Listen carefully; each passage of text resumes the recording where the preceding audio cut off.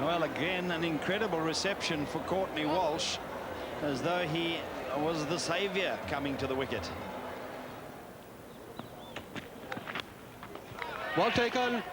End of the innings. First over, and the last ball in the West Indies innings is over, with Rian King going, and 5 wickets for Heath Streak.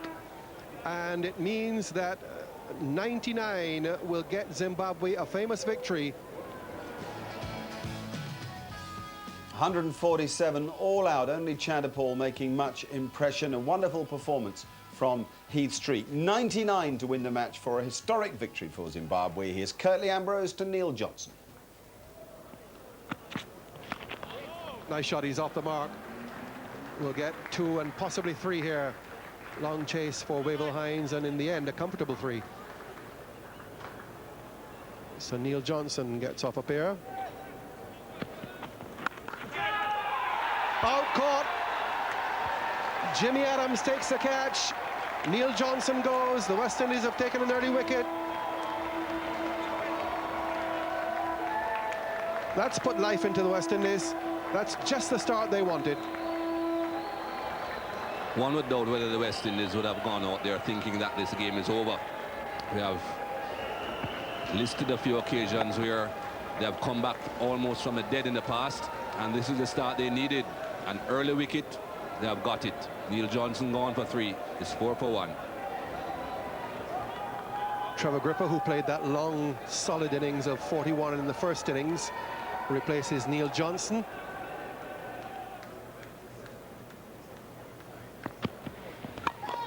Runs here too, down through the vacant mid-on area. They might well get 3 this time. Yes, they will.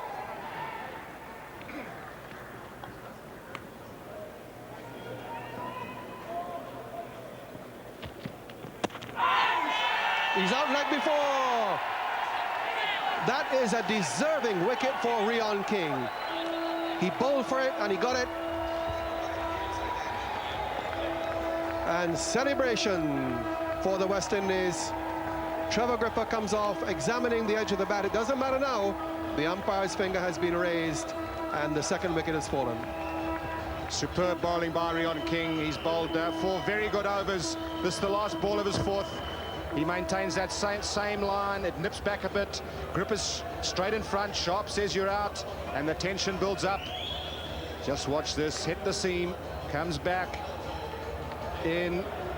He's in front. He's gone for 3. Zimbabwe now 20 for 2. New batsman is Murray Goodwin.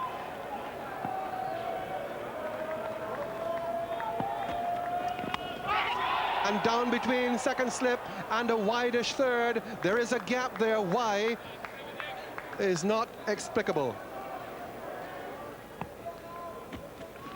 Oh, is that out?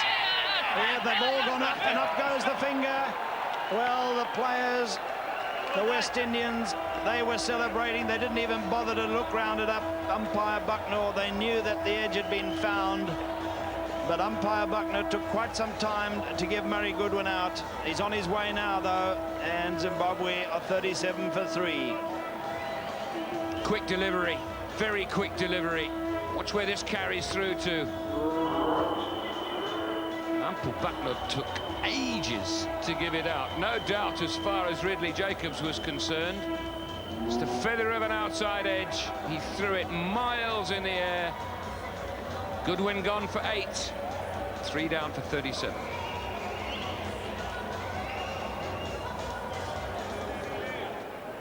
Andy Flower, the Zimbabwe captain, hero of the first innings with that unbeaten 113, his 7th Test 100.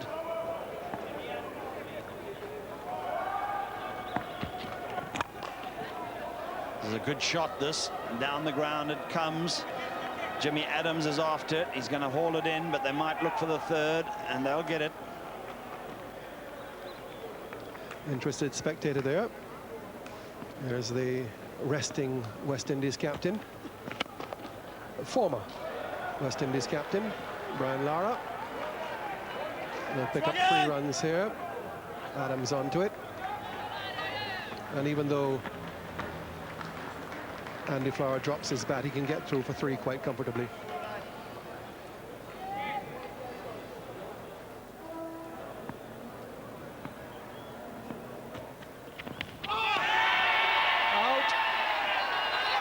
Out, caught behind. Beautiful delivery from Rose. 4 down, and the vital wicket of Andy Flower goes caught behind. That's a good delivery. We have seen in the past that both players, their techniques have been pretty good. Not much of a gap between bat and pad. But instead of going away from the left hand on this occasion, it comes in. Good catch also by Ridley Jacobs. Inside edge, Franklin knows it's gone, and the Flower has to go.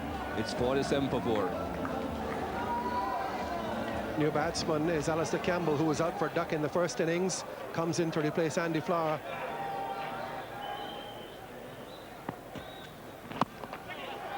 Flicked away. They'll be looking for a third here. Satisfied with 2, and that's the 50. So they're past the halfway point. They need another 49. They've got 6 wickets standing. Courtney Walsh continues. Oh, and he's bowled in.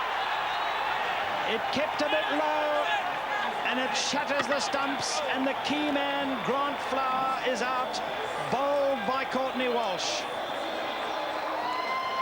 A very disappointed Grant Flower. That ball just didn't bounce at all. He's concentrated, worked so hard, and he gets this one. It kept very, very low, and look at the despair on his face. Under the bat, no chance. Walsh strikes. What a time to get a wicket. There's so much cricket left in this match. Grant Flower's gone for 26. 5 down now for 51. Stuart Carlisle is the new batsman for Zimbabwe. He likes to get on with things, and that might be a good thing from Zimbabwe's point of view. You see what I mean by a stroke maker? First ball, and he's put this one away rather well forward to the square leg umpire. It's going to be saved just, and they'll be able to get 3 runs. But the very first ball, he positively puts back to ball.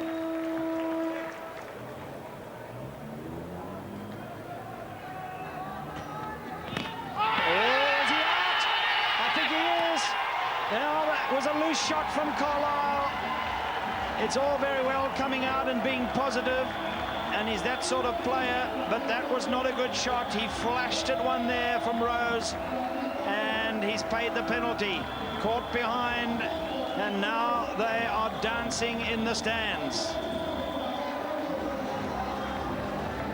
Good delivery. It's a good length ball. He plays it on the up, but finds the outside edge. That is not a good shot. Umpire Steve Buckner says you're gone, and he's annoyed with himself as Carlisle. The thinnest, the faintest of edges, but he knows it. He knows it.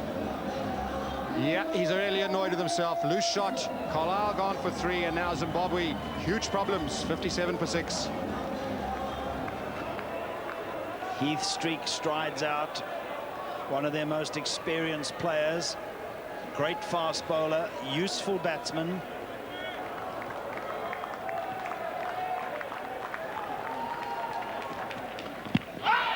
Is this LBW? Yes, the nod of the head first, and then the finger, and Heath Streak has gone now. This is sensational stuff, and Queen's Park Oval has come alive. Dramatic stuff here. Happiness is. Brilliant bowling. Rose has bowled brilliantly. Combination of some great work he's put in. Heath Streak gets it left foot too far across. It jags back into him. He's not that far forward. Umpire Steve Buckner decides that's going to hit leg stump. You're out. Streak for a duck. 57 for 7. Spare a thought for this young man, just 23 years old, playing in his first test match, and he comes to the wicket with his country in crisis.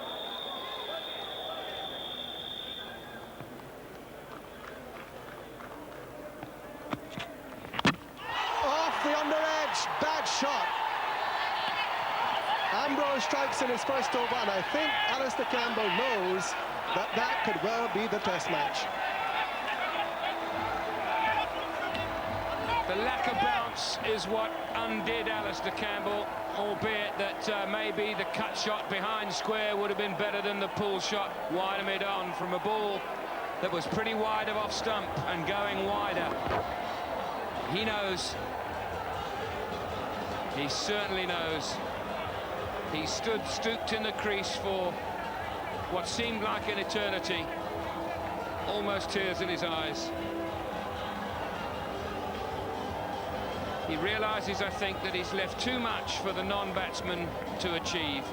10 or 11 maybe, but not as many as 37. Henry Alonga has come out.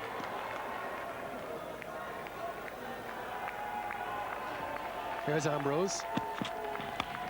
Edge and caught. Chandapal. West Indies need one more wicket to win the match. Zimbabwe need 36 more runs. Olonga goes without scoring. Ambrose strikes again. And the last man, Pomambangwa, has to come out to see if he can possibly create the impossible.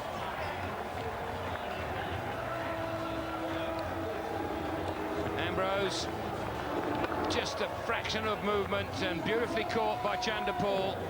Low and slightly to his left. Ambrose over the moon. Thank you very much, Ibn he says. And so does he. Alonga gone for naught. And now just one wicket stands between West Indies victory and Zimbabwean defeat. Pomambangwa comes out at number 11, has had a really good match as a bowler. Would never have thought he would have come to this.